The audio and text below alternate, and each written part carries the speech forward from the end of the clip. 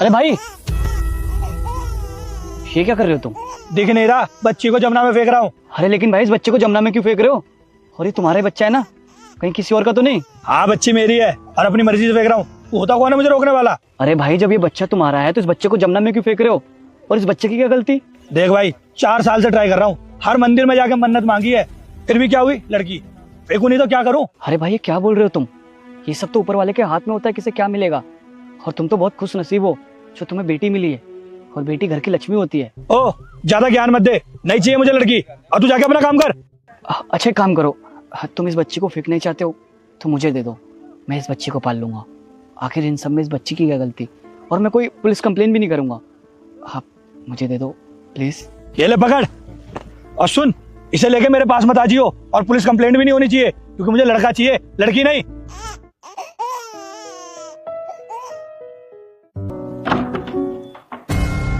ये बच्चा किसका है?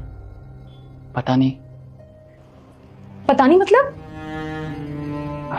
मतलब ये, इसका बाप इसे जमुना जी में फेंकने जा रहा था, सिर्फ इसलिए क्योंकि उसको बेटा चाहिए था, और उसे बेटी पैदा हुई। मैंने उसे बहुत मना किया और समझाया भी, लेकिन वो फिर भी नहीं माना। तो मैंने कहा कि बच्चा मुझे दे दो, मैं पाल लूंगा। इस बेचारी नन्ही सी जान की क्या गलती? इसने तो सही से अभी तक दुनिया भी नहीं देखी। और कहते हैं बेटी तो लक्ष्मी का रूप होती है ना, तो मैं इस बेचारी को उस जमुना जी में कैसे फेंकने दे सकता था। और देखो ना, दुनिया में कैसे कैसे लोग हैं, अपनी छोटी सान के चक्कर में अपनी बेटी को पैदा होने से पहले मार देते हैं। और अगर बेटी पैदा हो जाए तो कहीं उसे फेंक देते हैं या दफना देते हैं। और मुझे तो ये समझ में नहीं आ रहा, कोई अपनी बेटी को कैसे मार सकता है। रुस्तम, तुम्हें पता है ना कि हमारी कंडीशन कैसे है। हम ऑलरेडी इतने परेशान हैं, और तुम्हारे पास तो जॉब भी नहीं है। रुस्तम, बच्चा पालना इतना आसान नहीं होता। तुम्हें पता है ना कि कितने खर्चे होते हैं। अभी तो ये बड़ी भी होगी, इसके स्कूल के खर्चे कैसे करेंगे हम ये सब?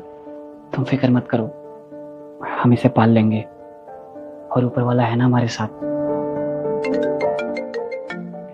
एक मिनट पकड़ना, कॉल आ रहा है। हाँ वकील साहब। क्या? अरे ये तो बड़ी खुशी की बात है। मैं आता हूँ शाम को मिलने आपसे। हाँ ठीक है।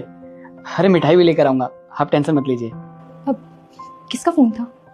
अरे वो जो हमारी पुरानी जमीन थी ना, जिसपे 5 साल से केस चल रहा था, आज वो केस हम जीत गए। और जज साहब ने कहा अब वो सरकारी जमीन नहीं है, वो हमारी जमीन हो गई। और किसी ने सच कहा है, बेटियां लक्ष्मी का रूप होती हैं। और देखो ना, 5 करोड़ रुपए मिलेंगे। आप उन पैसों से इस बच्चे की परवरिश बहुत अच्छे से करें।